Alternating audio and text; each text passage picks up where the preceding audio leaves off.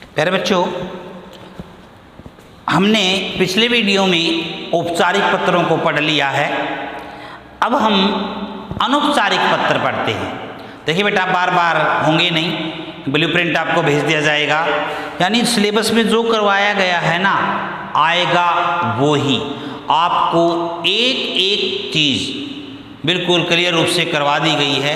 बेटा आपकी भी रिस्पॉन्सिबिलिटी बनती है, आपकी जिम्मेवारी बनती है कि आप अपने कर्तव्य पर खरे उतरें। जो आपके माता पिता ने आपको जिम्मेदारी दी है, आपको ये फ़ोन उपलब्ध करवाए हैं, तो आपको उस पर खरे उतरना है, अच्छे अंक प्राप्त करने हैं। बेटा जो वीडियो आपको भेजी गई हैं उन वीडियो को बार बार यानी देखना है, तो आपको जो सिलेबस करवाया गया, पाठ्यक्रम करवाया गया है, वो अच्छी तरह से क्लियर होता जाए।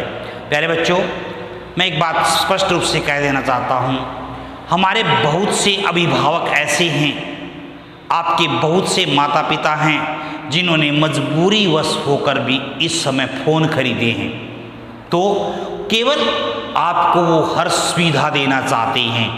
लेकिन कई बच्चे क्या करते हैं, फ़ोन में भाई उसका ठीक प्रकार से प्रयोग नहीं कर पाते, उचित प्रकार से प्रयोग नहीं करते।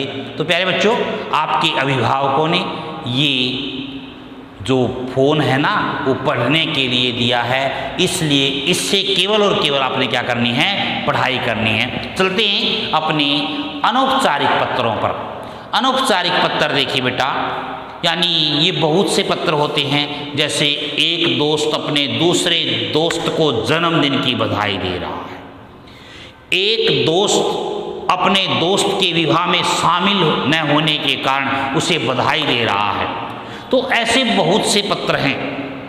देखिए सबसे पहला यहाँ पर मैंने लिखा है, फैशन में समय और धन का अपव्यय व्यर्थ में खर्च करने वाला, अपव्यय करने वाली छोटी बहन को बड़ी बहन मोनिका की ओर से पत्र, यानी छोटी बहन को मोनिका के नाम दे दिया बेटा, मोनिका की ओर से एक पत्र लिखें। तो यहाँ पर देखिए फैशन शब्द आ गया बेटा। इसके लिए मुझे कहना पड़ेगा कि आज की जो युवा पीढ़ी है ना, वो दिन प्रतिदिन फैशन की तरफ आकर्षित होती जा रही है। यानी कोई अपने केश सज्जा को फिल्मों में देखते हैं, गानों में देखते हैं, वैसी ही वेशभूषा धारण कर लेते हैं। यानी आप देखते हो भाई, फटी हुई जींस पहनना कोई फैशन थोड़ी है। यहाँ से जींस फटी होगी, घुटनों पे से फटी होगी, और सड़क पर चौड़े होके चल रहे होंगे कि ये देखिए हमने पतलून पहनी है। तो ये फैशन नहीं है, वो आप अपना ही परिहास उड़वा रहे हैं, उपहास करवा रहे हैं।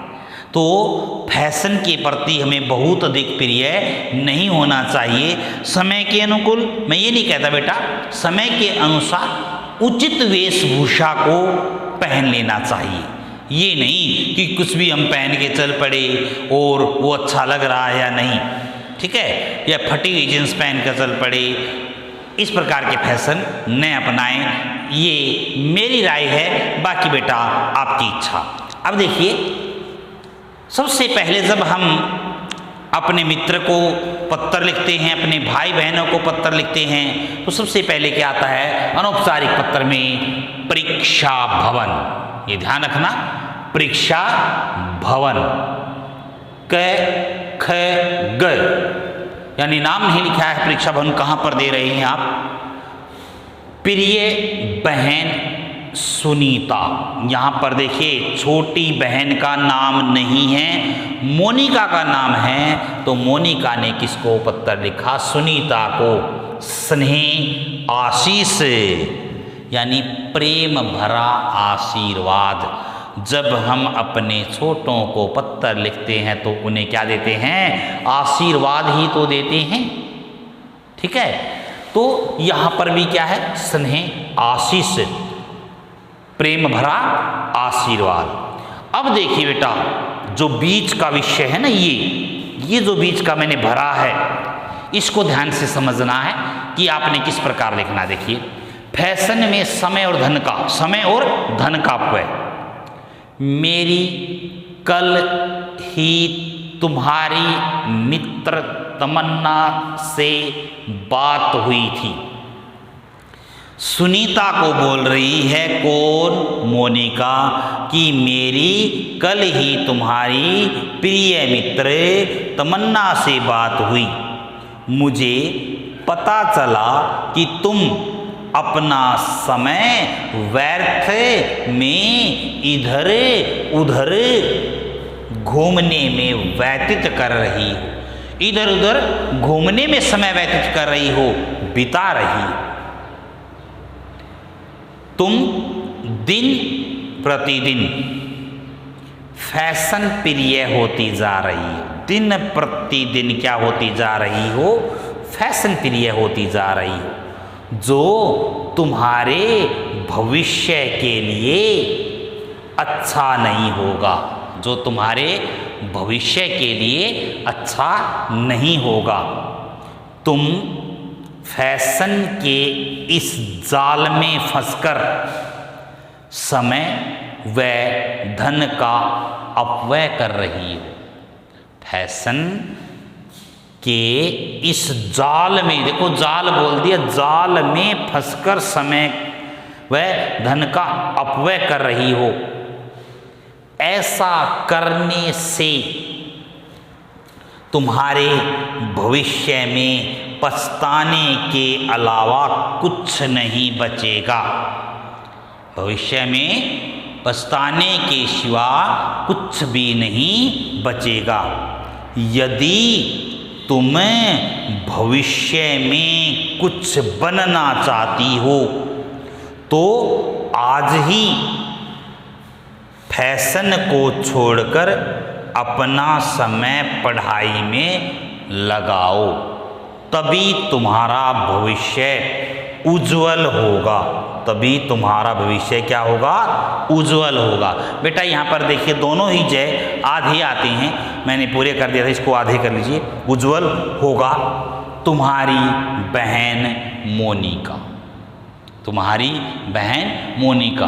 तो बेटा मुझे उम्मीद है कि ये पत्र समझ में आ गया होगा कि एक जो मोनिका है उसने अपनी छोटी बहन सुनीता को सुझाव दिया है कि दिन प्रतिदिन मुझे आपकी मित्र से पता चला है कि आप दिन प्रतिदिन इधर उधर घूमने में समय व्यतीत कर रही हो, समय की बर्बादी कर रही हो, फैशन प्रिय होती जा रही हो, जो कि तुम्हारे भविष्य के लिए ठीक नहीं है।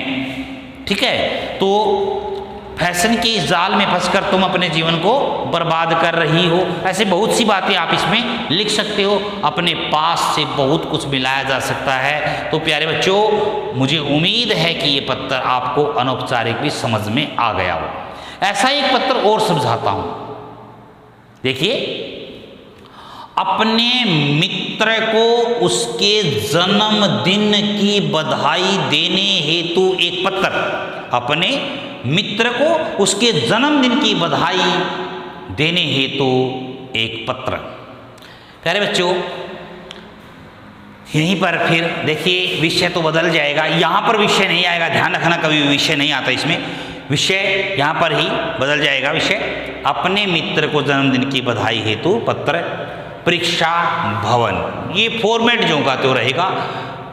परीक्षा भवन, क ख ग प्रिय बहन सुनीता, यहाँ पर तो या क्या आएगा? प्रिय मित्र। अब प्रिय मित्र का कोई नाम आ जाता है, प्रिय मित्र का कोई नाम आ जाता है। प्रिय मित्र देखिए आपसे बड़ा भी हो सकता है, आपसे छोटा भी हो सकता है, आपकी आयु का भी हो सकता है। तो आप यदि बड़ा है तो नमस्कार कह दीजिए, यदि छोटा है तो स्नेह आशीष कह दीजिए, आशीर्वाद। फिर देखिए यहाँ पर विषय में जो मैटर बीच का होता है ना बेटा, उसको ध्यान से हमें क्या करना है? अपने मित्र को जन्मदिन की बधाई। देखिए प्रिय मित्र, मुझे जानकर, बेटा बीच का मैटर देखिए किस प्रकार आप ध्यान पूर्वक समझना। प्रिय मित्र, मुझे जानकर अति प्रसन्नता हुई कि कल आपका जन्मदिन है, या आने वाली कल दिनांक लिख सकते हो कि इस दिन को आपका जन्मदिन है। इस दिन मैं किसी कार्य में बहुत अधिक व्यस्त हूँ, मैं आपके जन्मदिन पर नहीं आ सकता, तो मैं आप अपनी तरफ से आपके जन्मदिन की बहुत सी यानी शुभकामनाएं देता हूँ, आपको जन्मदिन का उपहार भेज रहा हूँ, इसे प्रेम पूर्वक स्वीकार करना। मैं आपके इस जन्मदिन के ये कामना करता हूँ कि आपकी बहुत लंबी आयु हो।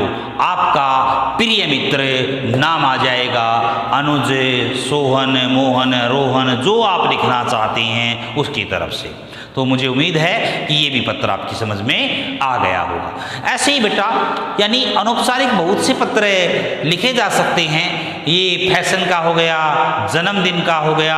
अब किसी के विवाह में ऐसे बहुत से पत्र होते हैं कि किसी के विवाह में आप शामिल नहीं हो पाए, उसकी यानी विवाह की बधाई देने हेतु पत्र अपने मित्र को, तो वहाँ पर क्या आ जाएगा, वहाँ पर भी परीक्षा भवन कह गए और फिर प्रिय मित्र। ठीक है, मुझे जानकर अति प्रसन्नता हुई कि आपका विवाह इस दिन आयोजित हुआ। प्रिय मित्र, मैं आपके विवाह में शामिल नहीं हो पाया या पाई, लड़की की ओर से, या न हो पाई, मुझे किसी कारणवश, यानी रीज़न लिख सकते हो आप, कारण लिख सकते हो कि भाई मैं विवाह में शामिल क्यों नहीं हो पाई, कि मैं किसी कारणवश इस दिन बाहर चली गई या बाहर चला गया और मुझे पता चला ओ मेरे मित्र का विवाह था। तो प्यारे बच्चों, यहाँ पर कहना है कि आपको आपके विवाह की बहुत बहुत बधाई हो। आपके जीवन में विवाह के उपरांत बहुत सारी खुशियाँ आए, ऐसी हम मन से इच्छा करते हैं। आपका या आपकी प्रिय मित्र यहाँ पर नीचे क्या लिख देते हैं, हम अपना नाम लिख देते हैं। तो प्यारे बच्चों, मुझे उम्मीद है कि आपको ये जो पत्र हैं अनौपचारिक औपचारिक सभी समझ में आ गए होंगे।